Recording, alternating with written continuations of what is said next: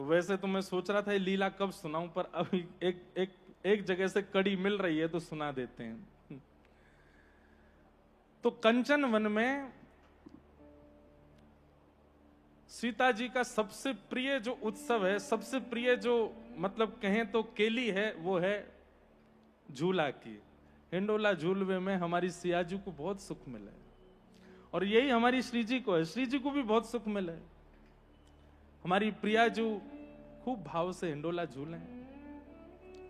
एक दिन कंचन वन में सब सखीन ने खूब सुंदर झूला को निर्माण कियो। हमारे ब्रज में हिंडोला कह दें, हिंडोला को निर्माण कियो। और कैसे कैसे, कोई रत्न के बनाए हैं, कोई पुष्पन के बनाए हैं, कोई लता पत्रन के बनाए हैं। कभी कभी ऐसे तटीय स्थान में जाए कि आप देखोगे तो कभी कभी वृक्ष की एक ही डाल ऐसी जा रही है, वो अपने आप ही झूला बनो भयो है वासे। ऐसी सुंदर सुंदर ये सब वृंदावन के वृक्ष जो हैं, ये सब सखीन के ही अनुचर हैं। कभी कभी प्रियालाल जी के लिए अपने आप ही सघन वन ऐसे कुंज बना दें कि यहां में कभी श्याम सुंदर आए और लीला करें। तो चंद्रकला आदि सब सखीन ने, हमारी श्री चंद्रकला जी जो कि जिनके स्वरूप ही श्री अग्रदास जी महाराज हैं। महाराज जी कल कह रहे हैं ना, श्री अग्रदास जी का चरित्र तो आप सबने लीला में देखा, पर वे किनके स्वरूप हैं? चंद्रकला जी, उनकी योग्यताएं देखिए आप। वो क्यों इतनी प्रिय हैं सिया जी को? तो एक सुंदर झूला बनो है और सब सहचरी गण सिया जी को लेकर के निकुंज में गए हैं, कंचन वन में। और कंचन वन में जैसे ही पहुंची, सिया जी ने जैसे ही झूला देखो, आपको जो भायो 3-4 प्रकार के झूला तैयार किए हैं, एक झूला बहुत सुंदर लगो, आप जाए के वापे विराज गए। सब सहचरियां प्रेम से श्री सिया जी को झूला झुला रही हैं।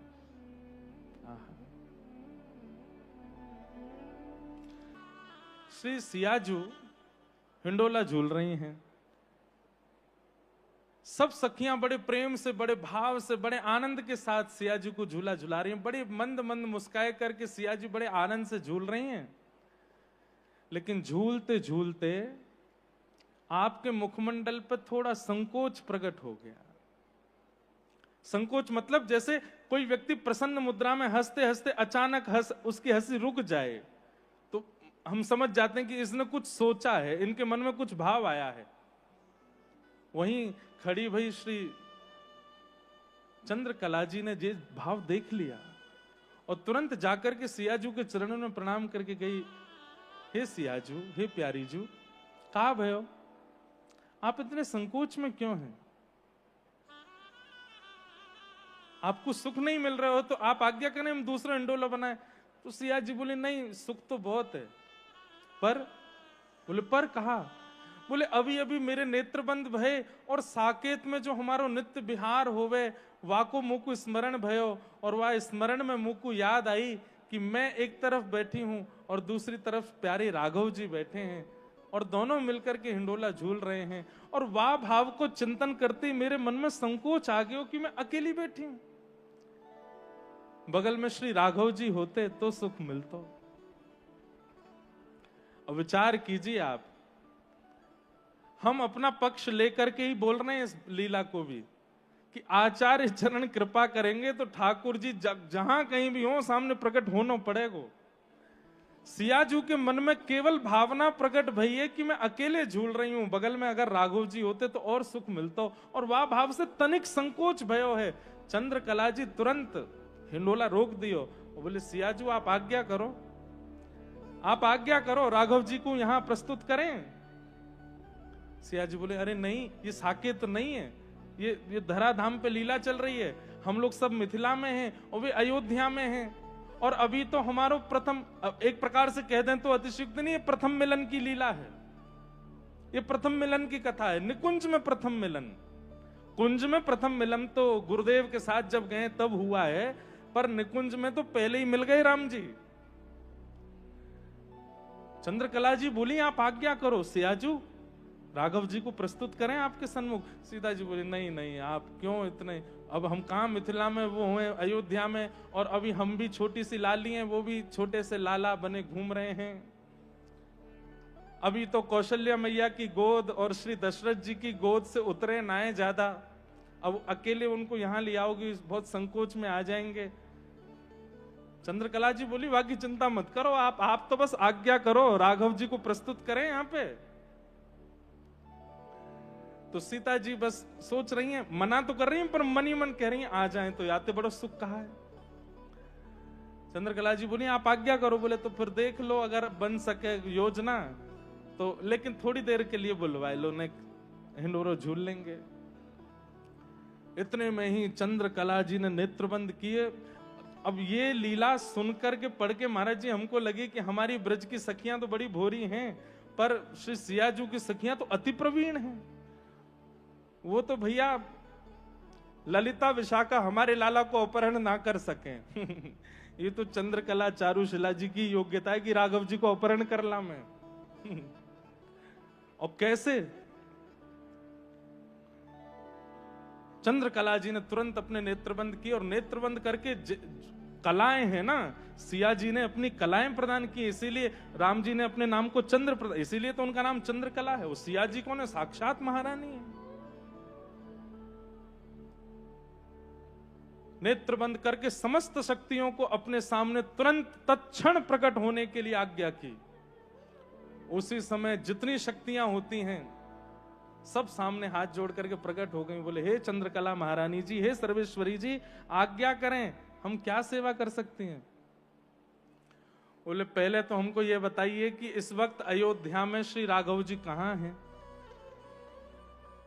तो एक मोहिनी विद्या आदि सब विद्याएं शक्तियां सब प्रकट हो गई। तो एक विद्या ने तुरंत एक, जैसे मानो, अब उस समय में तो क्या कहेंगे, आज की भाषा में कहें तो एक जैसे मानो एक स्क्रीन जैसी प्रकट कर दी और उसमें दिखाया कि राघव जी अपने सब बाल सखाओं के साथ में क्रीड़ा कर रहे हैं, खेल रहे हैं, छोटे से राघव जी।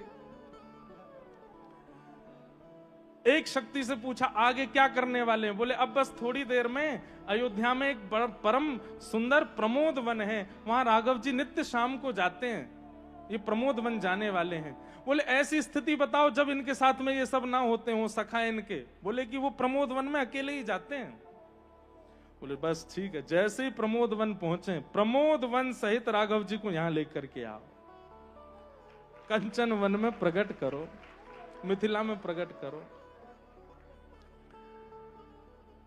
यहां ऐसी लीला पढ़ी कि श्री राघव जी अपने सब बाल सखान के साथ खेल रहे हैं और खेलते खेलते उनको अपने स्वप्न की स्मृति भई।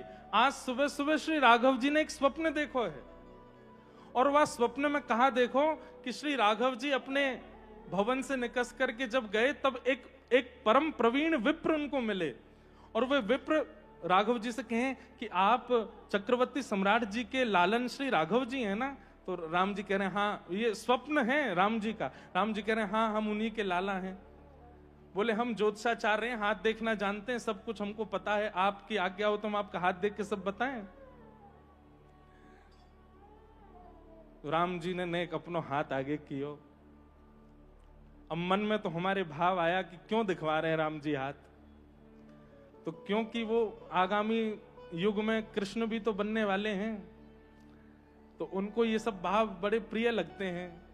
मानो ज्योतिषाचार्य जी को हाथ दिखवा करके ज्योतिषाचार्य जी बोल रहे हैं कि आप तो नारायण के समान हैं, आप तो साक्षात ऐसे हैं, आप तो कपिल भगवान के समान बुद्धिमान हैं, आप तो ऐसे, सब भाव प्रस्तुत करते चले गए। श्री राघव जी महाराज बस बैठे हैं। इतने में ही जो विप्रदेव हैं उन्होंने राघव जी के नेत्रों में देखा। बोले और कुछ जानना है? तो राम जी बोले ब्याह की बताए दो ने, ब्याह आदि को कहा योग है। तो विप्रदेव बड़े प्रसन्न हो गए, राम जी के छोटे छोटे मुख से बड़े संकोच के साथ पूछ रहे हैं। तब कह रहे हैं कि बोले महाराज आपके गुरु, आपके यहां श्री विश्वामित्र जी का आगमन होगा और उनके साथ आप वन में जाएंगे, बड़े बड़े राक्षसों का वध करेंगे, तभी आपको मिथिला के राजा जनक जी का आमंत्रण आएगा और आप वहां जाएंगे और वहां पर आपको एक धनुष दिखेगा। वहां पर एक योजना बनेगी जिसमें आपको धनुष भंजन करना पड़ेगा और उसके बाद मिथिलेश कुमारी सियाजू के साथ आपका ब्याह होगा।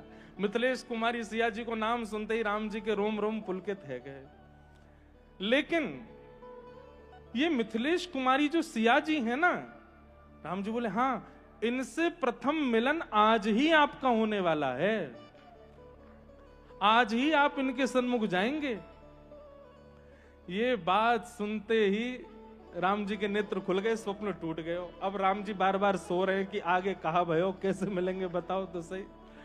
तो सुबह से आज राम जी कछु भी करें, अपने नित्योपचार कर रहे हैं, संध्या वंदन कर रहे हैं, स्नान आदि करके बाल भोग कर रहे हैं, तो करते करते बीच में रुक जाए हमें, बोले स्वप्न पूरा नहीं भयो, ब्राह्मण देवता ने मिथिला में हमारी सिया जी से भेंट कराई नहीं। आज आप बालकन के साथ खेलते खेलते शाम को जैसे ही प्रमोद वन में पहुंचे, और प्रमोद वन में जाकर के आप घूम रहे हैं, यहां चंद्रकला जी ने सब शक्तियों को भेजा है, जाओ जाकर के प्रमोद वन सहित राम जी को लेकर के आओ।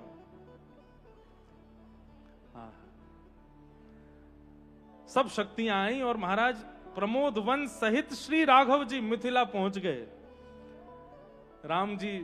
राम जी तो बस एक वन के नीचे बैठे थे, चिंतन कर रहे थे, स्वप्न में आगे क्या हुआ इसका चिंतन करने का प्रयास कर रहे थे।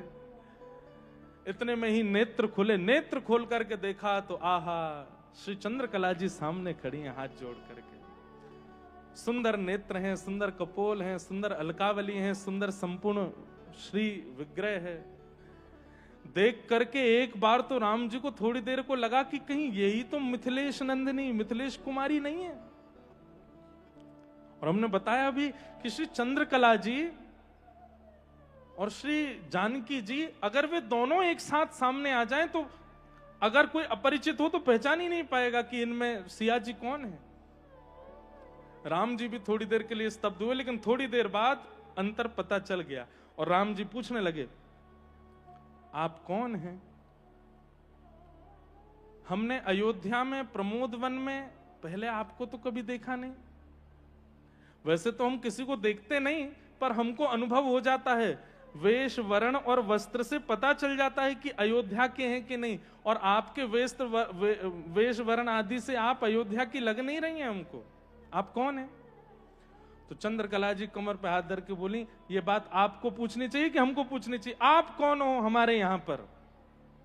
राम जी बोले, अरे आप हमसे पूछ रही हो हम कौन है?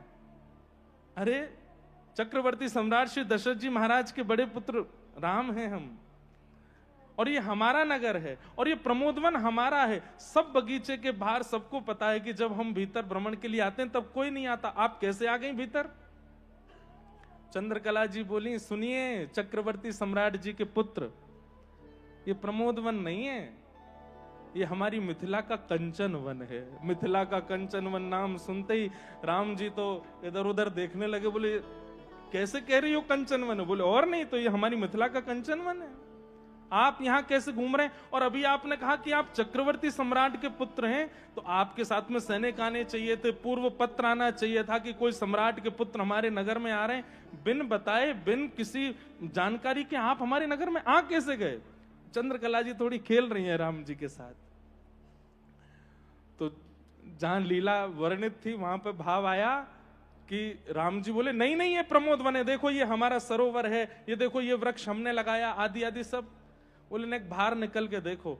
जैसे ही बाहर निकल के देखा तो वो तो मिथिला नगरी, जहां भवन थे वहां भवन नहीं है, जैसे लोग चलते फिरते उठते बैठते वैसे लोग नहीं है, सब कुछ परिवर्तित हो गया। और श्री राम जी थोड़े से संकोच में आ गए और नेत्र हल्के हल्के सजल हो गए, और सजल नेत्रों से हाथ जोड़ करके श्री चंद्रकला जी से कह रहे हैं, अरे देवी आपके पांव पूजे, ये बताइए हमारी अयोध्या नगरी कहाँ है, हमारी कौशल्या मैया कहाँ है, हमारे दशरथ जी कहाँ हैं? तब जब संकोच में आ गए, राम जी छोटे लालाई हैं, जब नेत्रों में अश्रुबिंद देखे तभी चंद्रकला जी बोली, अब तो बहुत हो गया भाई, इससे ज्यादा ये सहन नहीं कर पाएंगे। वैसे हम अगर होते तो हम चंद्रकला जी से कहते, एक बार हमारे कन्हैया से और मिल जाओ। अगर ऐसी लीला चंद्रकला जी हमारे लाला के संग करती हैं तो महाराज फिर लाला भी चंद्रकला जी को आनंद करा देते। ही तो राम जी हैं, सीधे सामने बो रहे हैं बेचारे। आज जोड़ के कह रहे हैं हमारी कौशल्या मैया कहाँ है, हमारे दशरथ पिताजी कहाँ हैं, हमारी हमारी हमारी अयोध्या नगरी कहाँ है।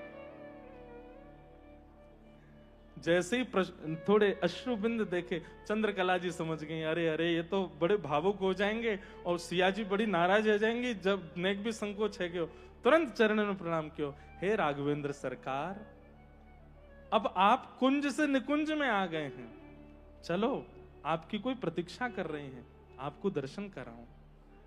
और श्री राघव जी चंद्रकला जी के हाथ पकड़ करके जा रहे हैं और तभी प्रमोद वन से आप उनको कंचन वन में लेकर के गए और जैसे ही कंचन वन में प्रवेश किया, सुंदर हिंडोले पर सब सखियां चारों ओर खड़ी हैं और बिल्कुल नीचे नजर मानो प्रतीक्षात्मक भाव से हमारी प्राण प्रिया श्री सियाजू बैठी हैं।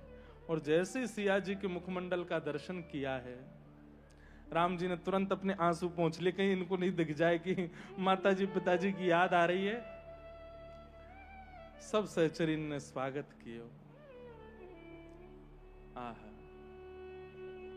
चंद्रकला जी ने जाके कही, हे प्राण वल्लभे, देखिए साक्षात राघव जी पधारे हैं। सियाजू ने जैसे ही देखो है, यहां से सियाजू देख रही हूं, वहां से श्री राघव जी देख रहे हैं और ये यहाँ हमारे अयोध्या के रसिकाचार्यों के द्वारा श्री राम जी को सिया जी से प्रथम मिलन भयो, पहली बार देख रहे हैं। और देख करके स्थिति ऐसी है कि राघव जी के भी नेत्र सजल हो रहे हैं सिया जी को देख करके, और सियाजू के भी नेत्र सजल हो रहे हैं राघव जी को देख के, और ये दोनों एक दूसरे को सजल नेत्रन से देख रहे हैं। इन दोनों को देख के सब सहचरियां, सबके नेत्र सजल हो रहे हैं। छोटे से राघव जी हैं, छोटी सी सिया जी हैं, चंद्रकला जी लेकर के गई हैं। और अभी तक तो कहां गा रहे हैं, हिंडोले झूलत सिय महारानी, अकेली झूल रही हैं।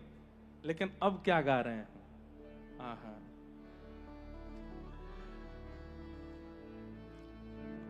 कोई राग बदलो न। गुरु विश्वामित्र जी के साथ मुकु आनो ही है, लेकिन अभी मुकु आज्ञा प्रदान करो।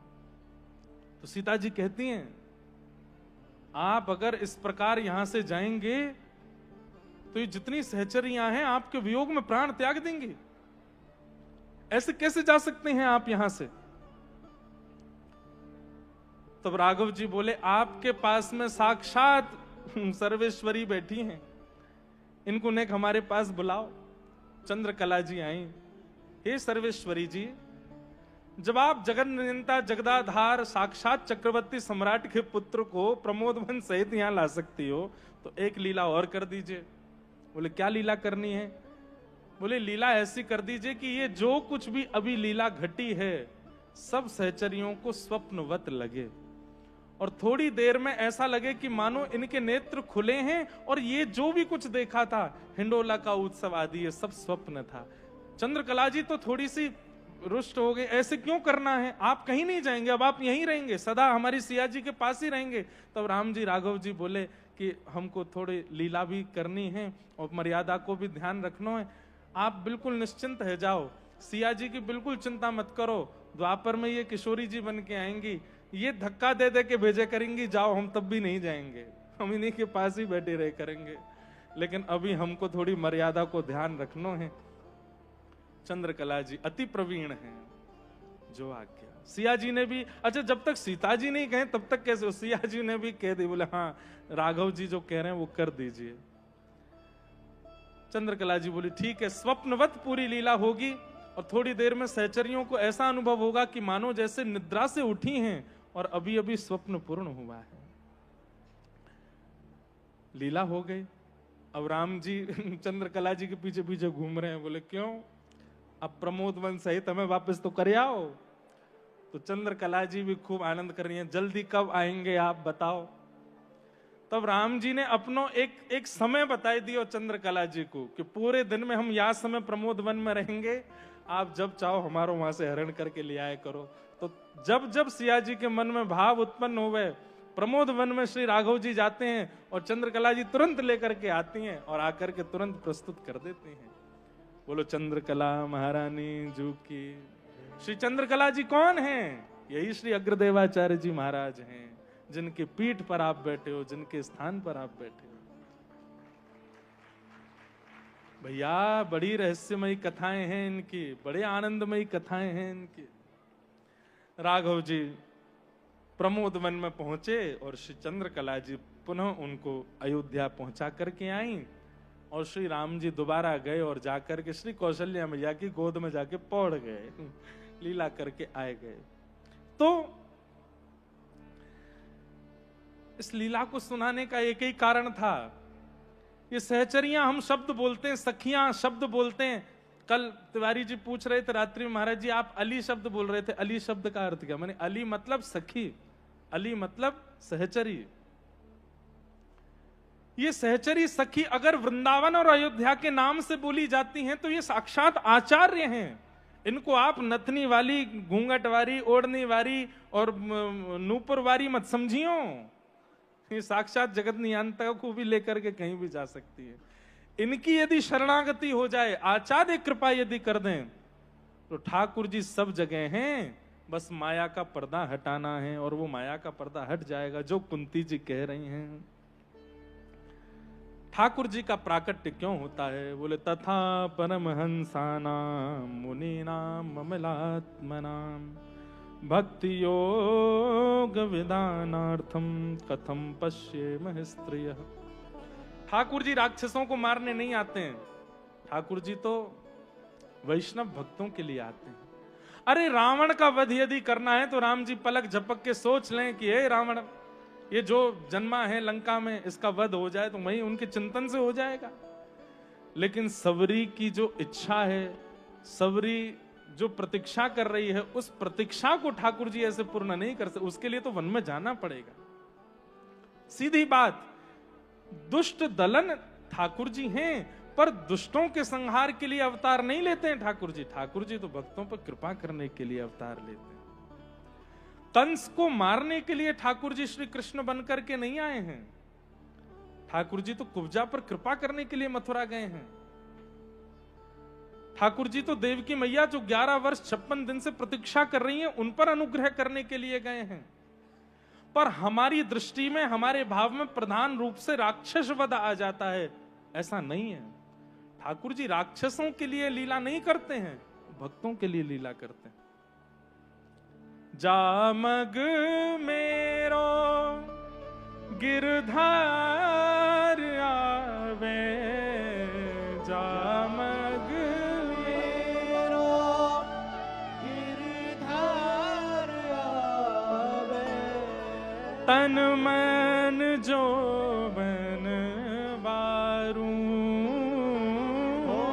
तन मन जो बन वारू, मेरे पलकन सोमग झारू, मेरे पलकन सोमग झारू। प्रभु श्री राम वन में सबरी के लिए गए हैं, जो नित्य प्रतीक्षा कर रही है कि राम जी आएंगे। ये पूरी लीला भक्तों के लिए करते हैं ठाकुर जी। तथा परमहंसानाम मुनीनाम ममलात्मनाम भक्ति योग विधानार्थम कथम पश्येमः स्त्रियः। कुंती भगवान की स्तुति गा रही हैं, और स्तुति गाते गाते कुंती जी अपनी स्तुति में ठाकुर जी से कहती हैं कि विपदः सन्तु न शश्वत तत्र तत्र जगद गुरो भवतो दर्शनम यत् स्यात् पुनः भव दर्शनम। इससे पहले एक बात और कह दें। कुंती जी की स्तुति की बहुत सुंदर है। कुंती जी कहती हैं, यथा ऋषिकेश खलेन देवकी कंसेन रुद्धार्थ चिरम सुचार्पितम विमोचिताहम चसहात्म जा विभो त्वयैव नाथेन मुहुर विपदगणात्। एक प्रकार से कुंती जी यहां पे कह रही हैं कि आप अपनी मैया से ज्यादा प्रेम हमसे करते हो। ठाकुर जी बोले क्यों? बोले कंस ने आपसे पूर्व जन्मे 6 बालकों का वध किया, पर आपने उनकी वैसे रक्षा नहीं की जैसे मेरे 5 बालकों की आपने छाया बन के रक्षा की है। इससे यह प्रमाणित होता है कि आप मुझसे ज्यादा प्रेम करते हैं। लेकिन नाथ मैं भी एक शब्द कह दूं, बोले क्या? त्वयैव नाथेन मुहुर विपद गणात्, त्वयैव नाथेन।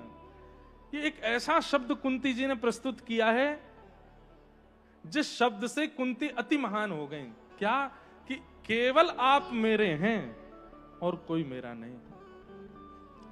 कहते तो हम भी हैं, हम राम जी के राम जी हमारे हैं, कहते तो हम सब हैं, पर राम जी को हमारे कहने के बाद हम सबको हमारा कहते हैं। ये भी हमारे हैं, वो भी हमारे हैं, वो भी हमारे हैं, वो भी हमारे हैं। पर कुंती जी तो अपने पुत्र, अपने परिवार, सबके सामने कह रही हैं कि केवल आप मेरे हो और कोई मेरा नहीं है, केवल आप मेरे हैं। हम कह सकते हैं, ठाकुर जी क्या कहते तो सब हैं, ठाकुर जी आप हमारे हो, पर बगल में खड़ी पत्नी अगर कहे और हम, तुम भी हो, बच्चे कहें हम, आप भी हो।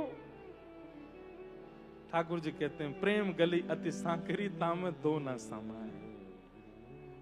पहले दिन महाराज जी कह के गए थे ना, रमन रीति वाले महाराज जी, कि ठाकुर जी चित्त में आ तो गए और तब तक नहीं जाएंगे जब तक आप नहीं कहोगे। आप कहते नहीं है, आप दूसरे को जब चित्त में लाते हैं, ठाकुर जी कहते हैं अच्छा तो हम चलते हैं भैया, अब तुम पर घर एक ही है, कमरा एक ही है, या तो हमें बैठाओ या उनको बैठाओ। कुंती ने तो स्पष्ट कर दिया, बोले मेरे चित्त में और कोई है ही नहीं नाथ, केवल आप हो। त्वयैव नाथेन मुहुर विपद गणात्। ऐसी कुंती जी ने भगवान की स्तुति गाई।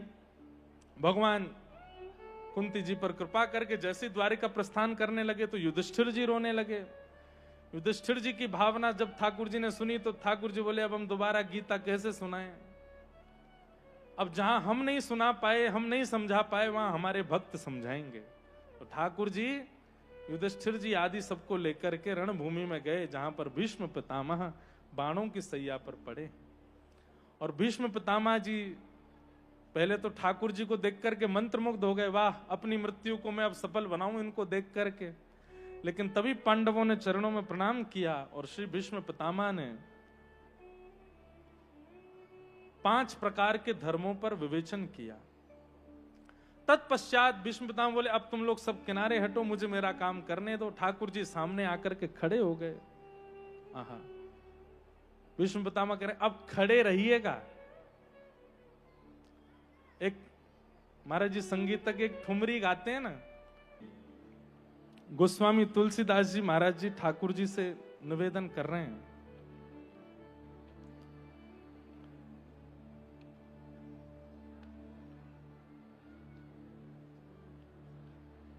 अब हम तो उसको पहले से करके नहीं लाए, नहीं तो अभी गा देते।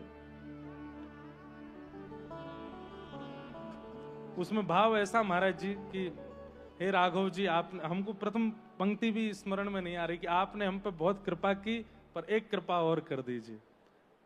हाँ हरि तुम बहुत अनुग्रह कीनो। बहुत सुंदर पंक्ति, कल ढूंढ के लाएंगे, सुनाएंगे आपको। वहां पर गोस्वामी जी बहुत सुंदर भाव प्रस्तुत करते हैं कि नाथ आपने बहुत अनुग्रह किया है हमारे ऊपर, लेकिन एक अनुग्रह और कर दीजिए। ऐसे ही आप सब भी ठाकुर जी से नित्य प्रार्थना करो, नाथ आपने बड़ी कृपा करी, बस एक कृपा और कीजिए। क्या? आप भगवान हैं, भूतानाम अगति गति, आपको पता है कि हमारी गति कहां है, हमारा अंतिम समय कब है। बस कृपा कर दीजिए नाथ, उस अंतिम काल में आप आ जाइएगा, एक क्षण के लिए हमारे सामने आ जाइएगा। भीष्म पितामह भगवान की स्तुति गा रहे हैं। हम स्तुति गा के और फिर उसके बाद केवल ठाकुर जी का, आज चतुर्थ दिवस है कथा का, तो केवल एक बधाई गा देंगे। बाकी पूरी लीला ठाकुर जी के प्राकट्य का उत्सव कल कथा में मनाएंगे। कल जन्मोत्सव ठाकुर जी का करेंगे।